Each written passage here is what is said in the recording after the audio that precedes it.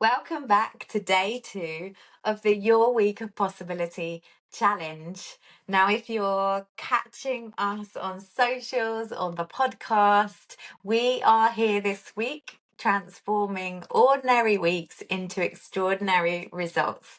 And you can join us by going to worldshapingleadership.com and joining the challenge there. You'll be sent all the details and the replays, and you'll be able to download your free strategic weekly planner. I hope that those of you that were here yesterday have been able to follow the link in the email that I sent and download that planner too. It's so important because it's full of gold and it backs up all the trainings here, and you will love working through it, I know. So make sure you have downloaded that. Now, I'm wondering how you got on with day 1 yesterday. How did it go with your big rocks concepts? I hope that you've got more big rocks in your week, particularly those bigger rocks of your life goals and dreams. And I hope that you've found it useful thinking through what doesn't serve you and making more space in your week and your quarter by thinking about what doesn't serve you this season. I'm going to dive straight into the concept for today because I've got so much to unpack with you and I want to do it in a quick way for your schedule. And so today is all about you being you.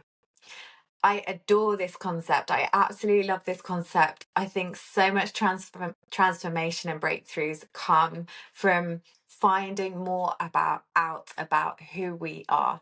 And this is something I go into much more depth with my individual one-to-one clients. If you get through the end of this and you're interested in individual coaching that is centered around this kind of approach, then do of course reach out. But here today, I'm going to go through the basic concept and why it matters to think about these things, the incredible results that can come from it. And I'm going to go through different angles that help us unlock further who we really are and how we center our schedules and we work with ourselves rather than against ourselves. So you've probably heard the general idea of this, you being you, you do you. And I'm going to explain why this is so important. So when you align with who you naturally are, how you are intrinsically wired, who you were created to be, how you just naturally do things without having to try, then 3 amazing things happen. Firstly, you are more powerful, more impactful, more productive in the world. You shine brighter in the world. When you're in your zone of genius, which is the place where you are just tapping into your natural skills and abilities in a really easy way, because it comes so naturally to you. You could do this when you're younger, you can do it till the day you die. You are just great at this stuff. You are obviously more powerful and more impactful in the world. But the second consequence of aligning yourself more with you is that it is easy. There is more ease and more flow and less hustle, less striving, less hard, less trying to force round peg into a square peg into a round hole. Easier. It's easier when we align more with who we are. And the third consequence is we feel happier. We feel more happy and more satisfied when we are aligned with who we just are inside. And we are doing these things. We're showing up powerfully because we're in our zones of genius. And there's an ease and a breath and a flow to it. So we feel happier. I know that you will have already done some thinking and have a whole set of ideas of who you are. And I want to invite you to go even further with that today, to lean even closer in to who you are, how you work, and how you show up in the world when you take away the expectations, the shoulds, and what you think you should be doing and how things should be working. So I'm going to talk from 5 angles very quickly and then give you a tool at the end. The first angle to look at this from is a really powerful question that I came across a number of years ago. And I imagine that you've already heard people say, reconnect with who you were when you were younger. What did you love? What were you naturally drawn to? What did you find yourself doing? And I found this summed up in a really amazing way by the question, what was the one thing it always was? The one thing it always was. What was it? I can see this in my daughter. My daughter's 10.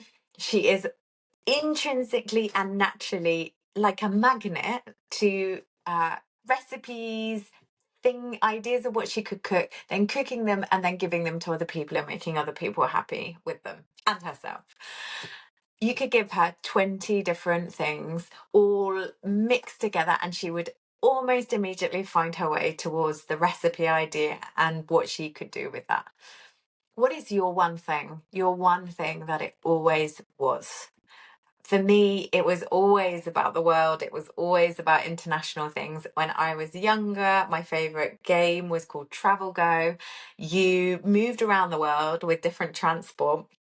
You bought things with different currencies and then you bought souvenirs and you moved on to the next country. And I adored that game.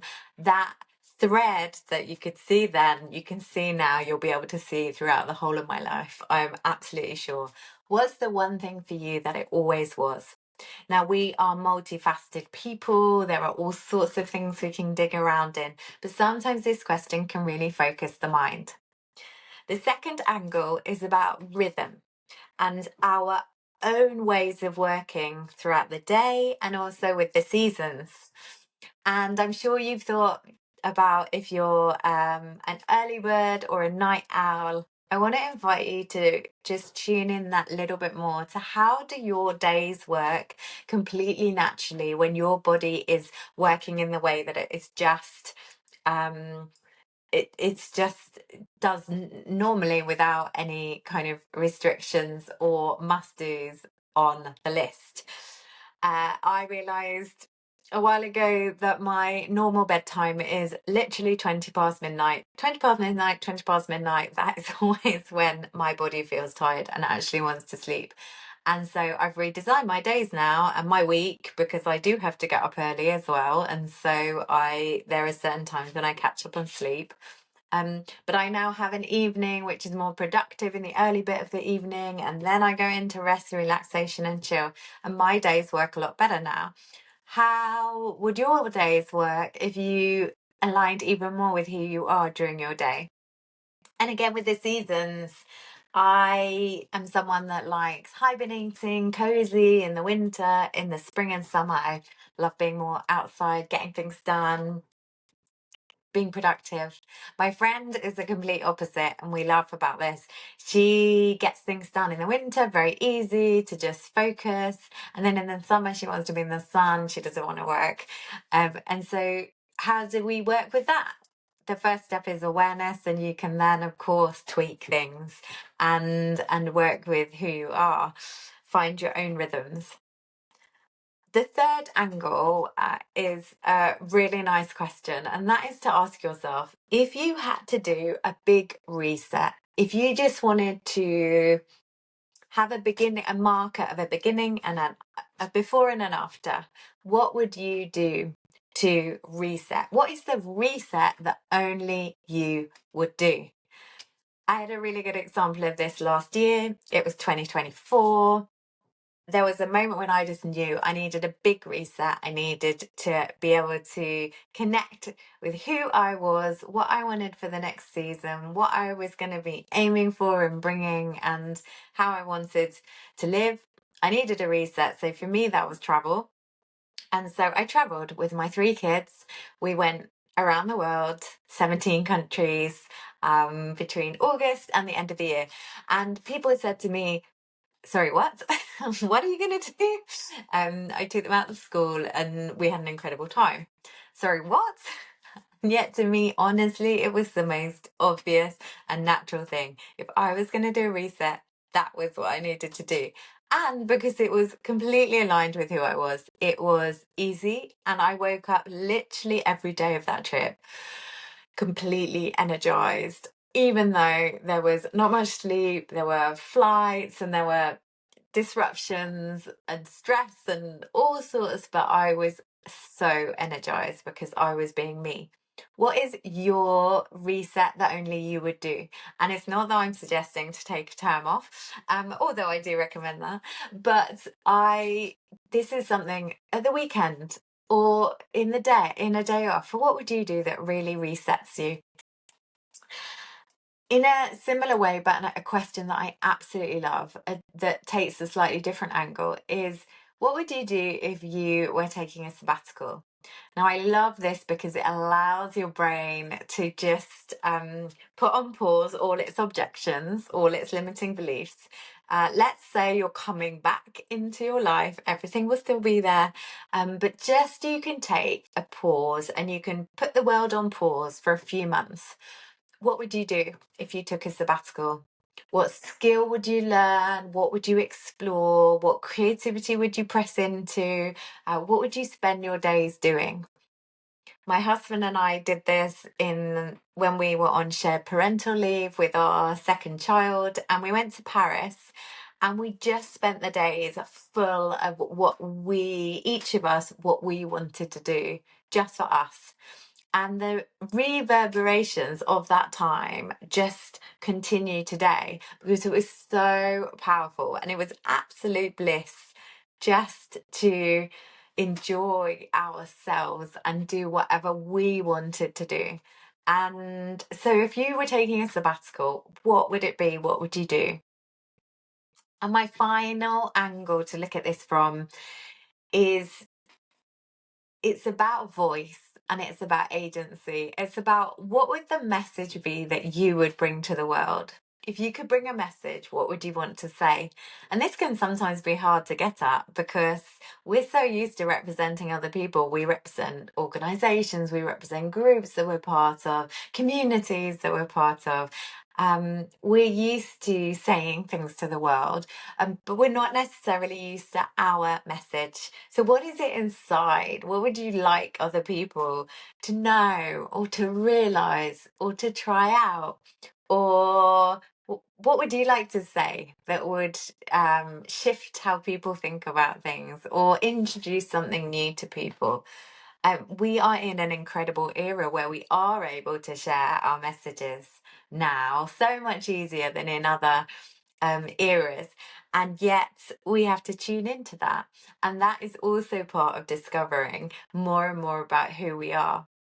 Now, I just want to mention a quick tool before I leave you with the core questions of today. I want us this week to really embrace the messiness of being ourselves. We so often have so many things in our mind that will tell us how things should look, or the expectations of how things should happen. And I want us to embrace messy and really leave to the side perfection. So I want us to be thinking done is better than perfect. Done is better than perfect. The mess of success. Success is messy. We are messy.